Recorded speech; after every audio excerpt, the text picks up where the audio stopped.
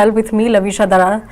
Well, we have snapped the 2-day gains. Nifty ended in the flat in the red, but above that 22,550 mark. And Sensex is surged. Sensex is also down flat in the red, below that 74,350 mark. So yes, we did snap the 2-day gains.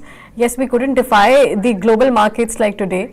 We did see recovery in the intraday sessions, but eventually in the last 15 minutes we got sold into. For the week, however, itself, Nifty has risen about nearly 2%, and Sensex is also up about more than 1.5%.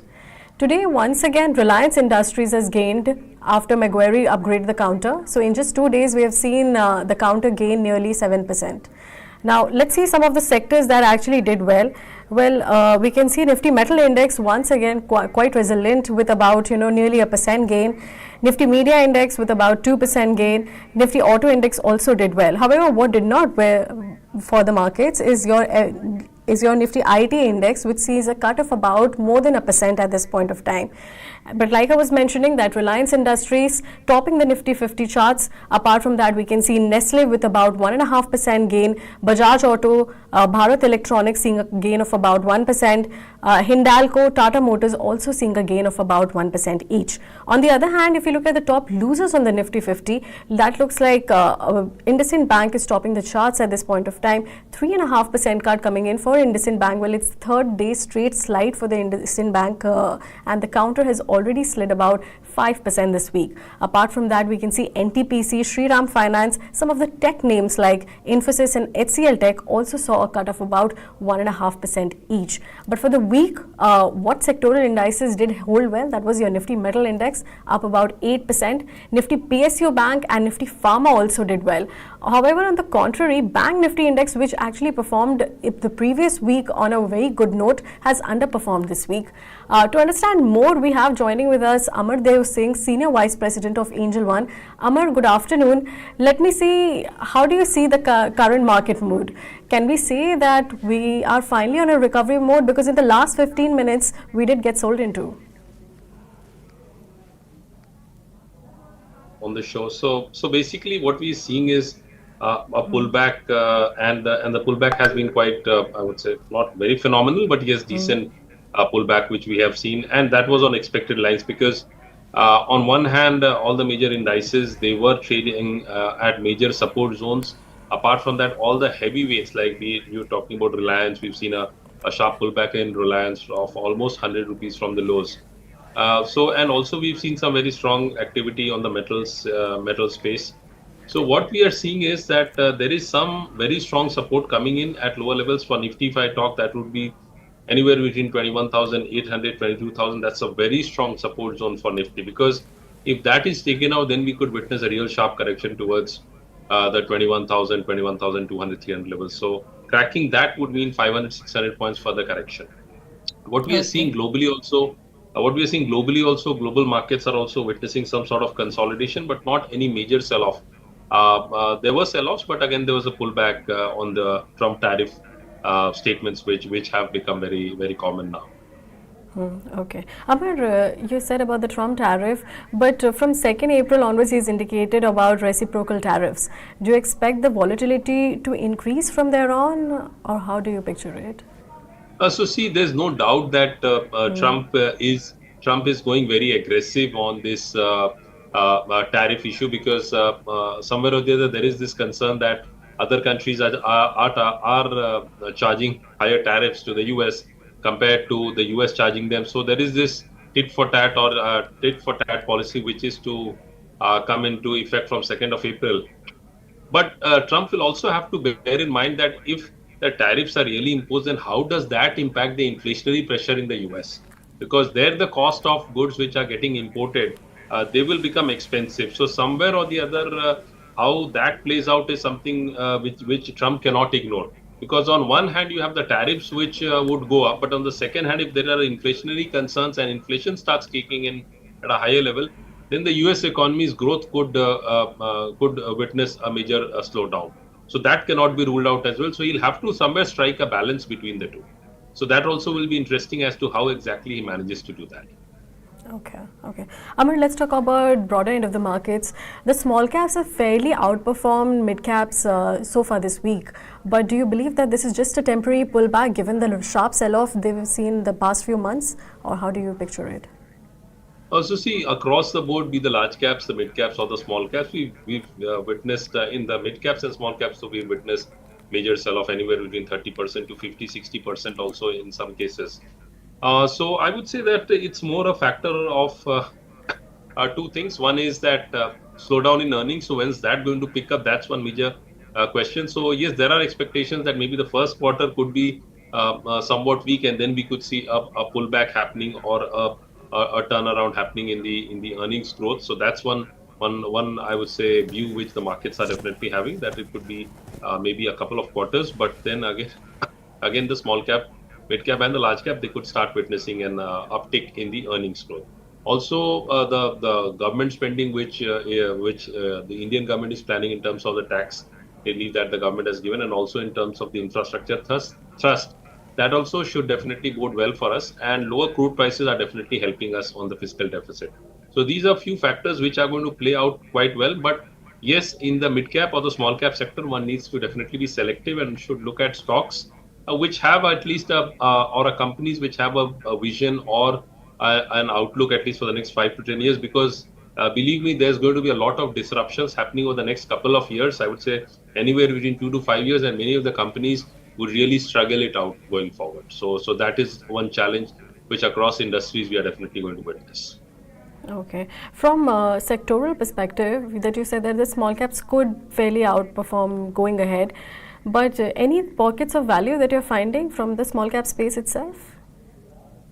So in the small cap space, I would say IT is one sector. So those companies which are in the small cap space there. Apart from that, some of the stocks which are into the defense also in the small cap, they could be looked at from a medium term to long term perspective.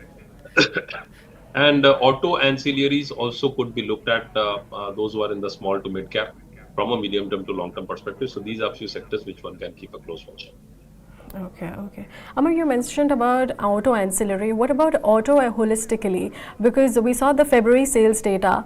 It was not as disappointed as the street was expecting, but anything that you are penciling in from the auto sector itself, any picks that you have from the space? Yeah, so see, amongst the auto, I would say that we are definitely going to see interesting times ahead. We'll see how Tesla manages to come in and what they're able to actually achieve in the Indian market, and how that could have an impact on the existing players. Because EV definitely is the way forward, and we are seeing every major auto player scrambling into that space and getting into a fast action mode. So that's one area where I would see a lot of action. Tata Motors definitely is one pick from a long term perspective.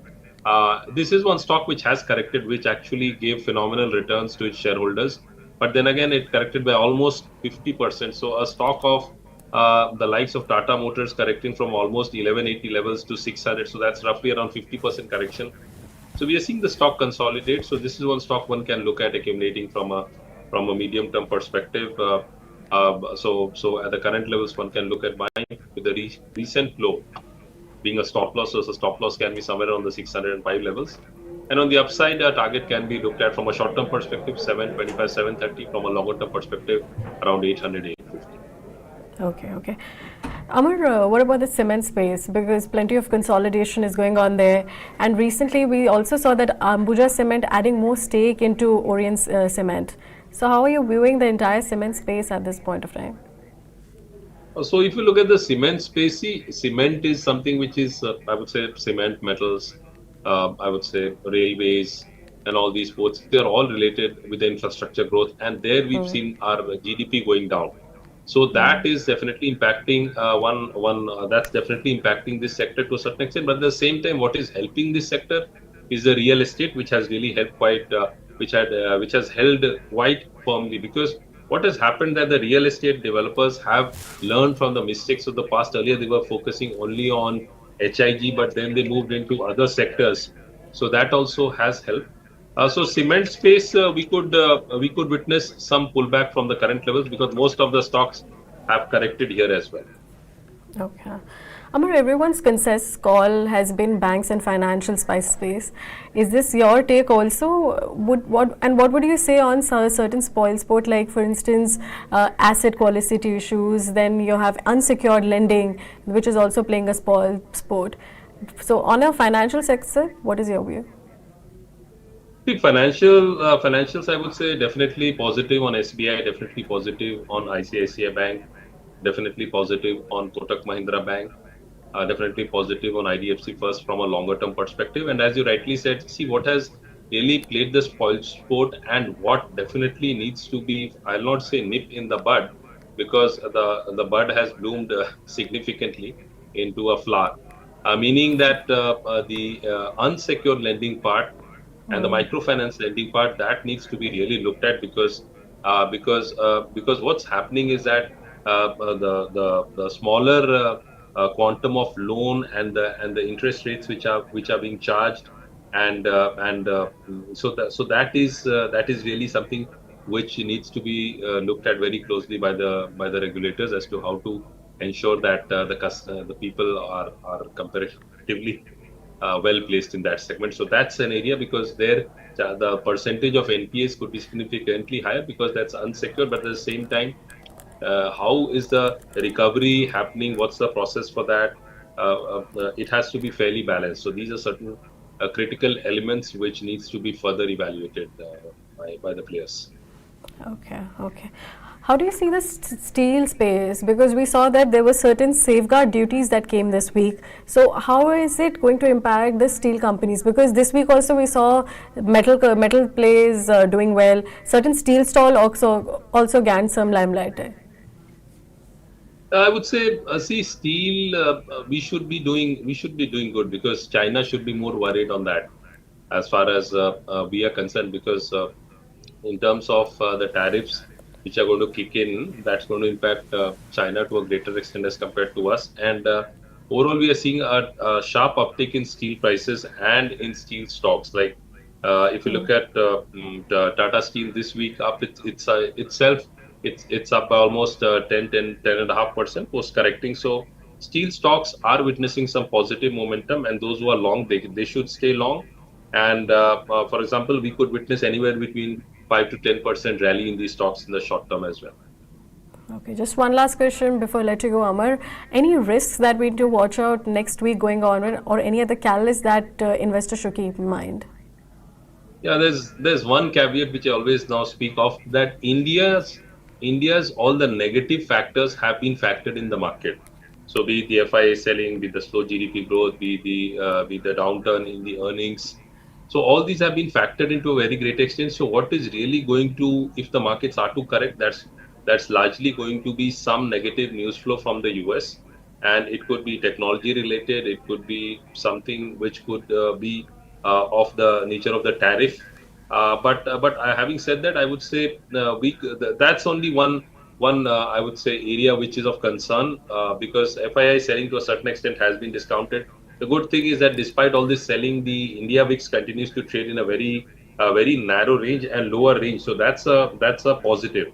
That's trading between 13, 14. So that's a positive. So I would say it's more has to do with something negative coming from the US, not also China. I would say to a certain extent, any major news development or negative development coming from the US in terms of the jobs data, in terms of any uptick in inflation, or some statement by the Fed. These are a couple of things which could impact the markets. Otherwise, I don't see anything really coming out in the short term. All right, global cues that we need to watch out for. But with that, we have to let you go, Amar. Thank you so much for your time, and we hope that we connect this soon. Thank you for having me on the show. All right. With that, we've come to an end of this edition of Closing Bell. We'll be back with markets on Monday, but do have a happy weekend. Thank you for watching.